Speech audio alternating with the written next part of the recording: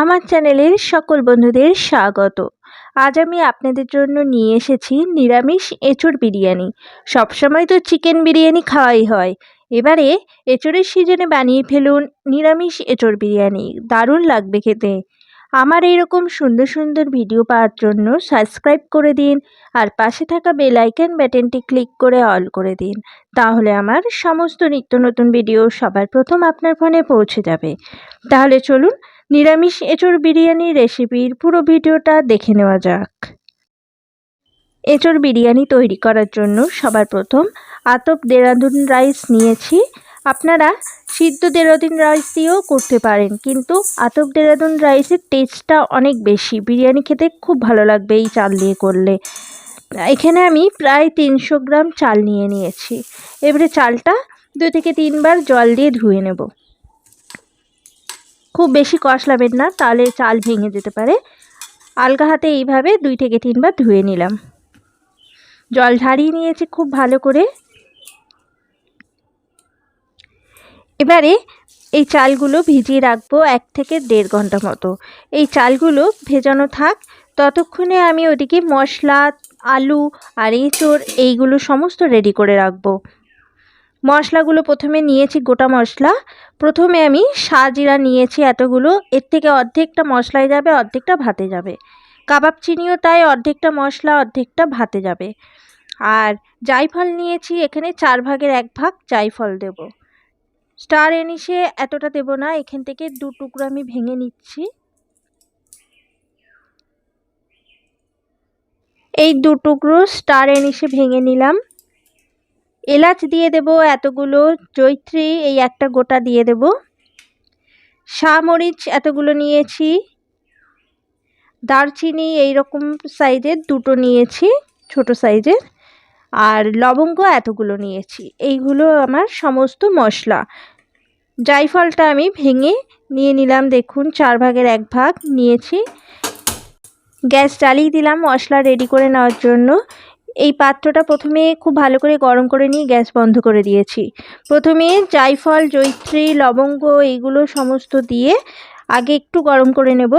এলাচ, মশলাগুলো কিন্তু আমি ভাজলাম না, গ্যাস কিন্তু বন্ধ করে দিয়েছি।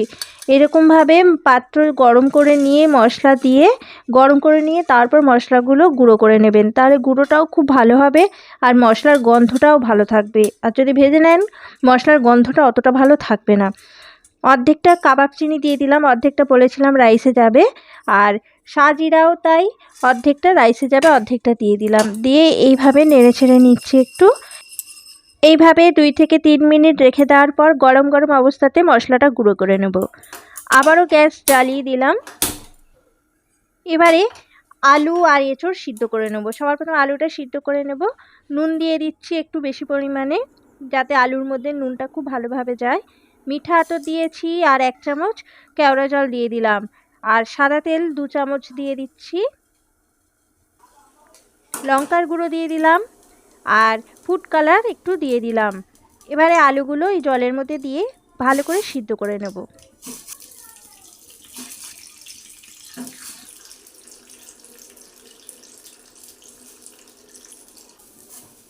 দেখুন জল ফুটে গেছে, ততক্ষণে ওই গ্যাসে আমি এই আলুগুলো সিদ্ধ করে নেব। ততক্ষণে এঁচোড়গুলো সিদ্ধ করে নেব। জল দিয়ে দিয়েছি, জলে নুন দিয়ে দিলাম স্বাদ মতো, লঙ্কার গুঁড়ো দিয়ে দিলাম, সাদা তেল দিয়ে দিলাম আর ফুড কালার দিয়ে দিলাম। দিয়ে এঁচোড়গুলো ভালো করে সিদ্ধ করে নেব। এবারে এঁচোড়গুলো দিয়ে দিচ্ছি। এঁচোড়গুলো এরকম বড় সাইজে কেটেছি, যেহেতু বিরিয়ানির এঁচোড় বড় বড় কাটলে দেখতেও ভালো লাগবে, খেতেও ভালো লাগবে।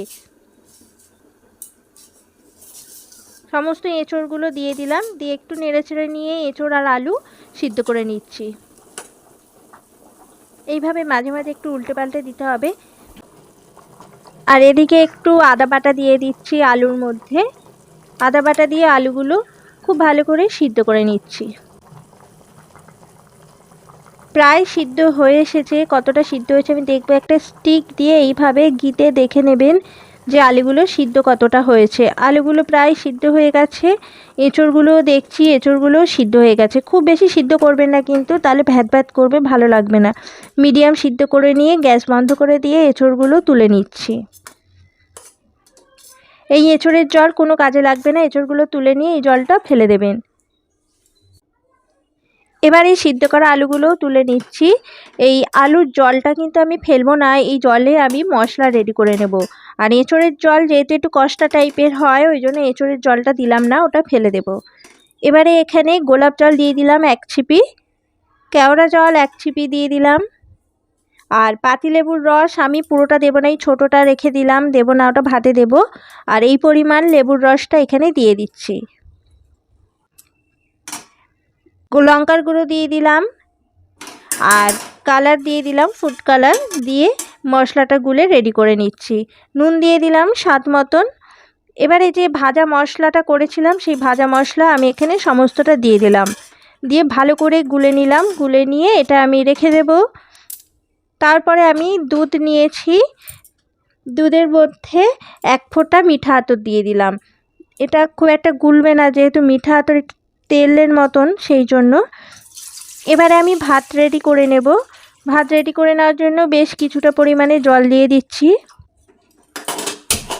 এবারে জলের মধ্যে পাতিলেবু দিয়ে দিলাম, নুন দিয়ে দিচ্ছি, বেশ কিছুটা পরিমাণেই নুন দিয়ে দেবেন, যাতে ভাতটা একটু নুন লাগে, মানে ভালো লাগে খেতে। কাবাব চিনি আর শাহজিরা দিয়ে দিলাম, যেটা রেখেছিলাম অর্ধেক করে, সেইগুলো। জল ফুটে গেলে তারপরেই চাল দিয়ে দেবেন।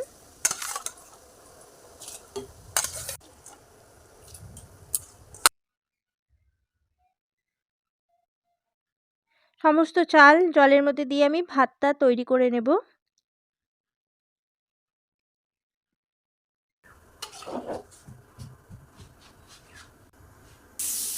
দেখুন জল ফুটে গেছে, আমার ভাতটা প্রায় রেডি হয়ে এসেছে। ভাতটা কিন্তু খুব বেশি নরম করবেন না, একটু শক্ত শক্ত অবস্থাতেই নামাবেন। দেখুন ভাত হয়ে গেছে, একটু শক্ত আছে। এই অবস্থায় আমি ভাতের জল ঝাড়াবো না, আমি একেবারেই দম দিয়ে দেব। এঁচোড়গুলো আমি ভেজে নিয়েছিলাম, শুধু সাদা তেলেই ভেজেছি, আর কিছুই দিইনি। এইভাবে ভেজে নিলে এঁচোড় খেতে খুব ভালো লাগবে। প্রথমে এঁচোড়গুলো দিয়ে তারপর আলুগুলো সাজিয়ে দিলাম। আলু বোখরা দিয়ে দিলাম প্রথমে 2-3টে। তারপরে যে মশলাটা জলে গুলে রেডি করে রেখেছিলাম আলুর জলে, সেই মশলার জলটা সব দিয়ে দিলাম। এবারে খুব তাড়াতাড়ি ভাত ছেঁকে নিয়ে আলুর উপরে দিয়ে দিচ্ছি। আলু বোখরা 3টে দিয়ে দিলাম, খুব তাড়াতাড়ি না ছাঁকলে ভাত কিন্তু নরম হয়ে যাবে। আর আলু আর এঁচোড় সাজানোটা একটু আগে থেকে সাজিয়ে নেবেন, তাহলে সুবিধা হবে। আপনাদের দেখানোর জন্য আমি এইভাবে সাজিয়ে নিয়েছি। ওপর থেকে যে দুধগুলো রেখেছিলাম, সেই মিঠা আতর দেওয়া দুধ দিয়ে দিলাম। এবারে সাদা তেল দিয়ে দিচ্ছি 3 টেবিল স্পুন, আর ঘি দিয়ে দিচ্ছি 1 টেবিল স্পুন। এবারে আটা দিয়ে এইভাবে মুখটা আটকে দিচ্ছি।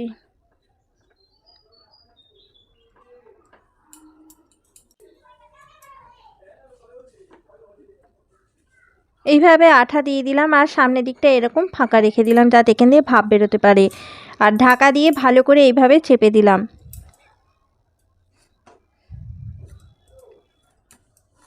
এবারে গ্যাস জ্বালিয়ে দিলাম, আর গ্যাসের ফ্লেম মিডিয়ামে রেখে আমি দম দিয়ে নিচ্ছি। খেয়াল রাখবেন যেন পুড়ে না যায়, দেখবেন একটু চড়বড় চড়বড় করে আওয়াজ হবে, সেই সময় খুলে দেবেন। আর গ্যাস বন্ধ করে দিয়েছি আমি। সরাটা একটু প্রথমে খুলে দিলাম, খুলে দেওয়ার পর আবারও ঢাকা দিয়ে রাখবো আমি প্রায় 10 মিনিটের জন্য। 10 থেকে 15 মিনিট ঢাকা দিয়ে রাখলে বিরিয়ানির টেস্টটা বেশি ভালো লাগবে, জমে যাবে, জমে গেলে খুব ভালো লাগবে খেতে। আমার একদম রেডি হয়ে গেছে এঁচোড় বিরিয়ানি, দারুণ লেগেছে খেতে। আপনারা অবশ্যই বানিয়ে খাবেন, কিন্তু খুব ভালো লাগবে খেতে।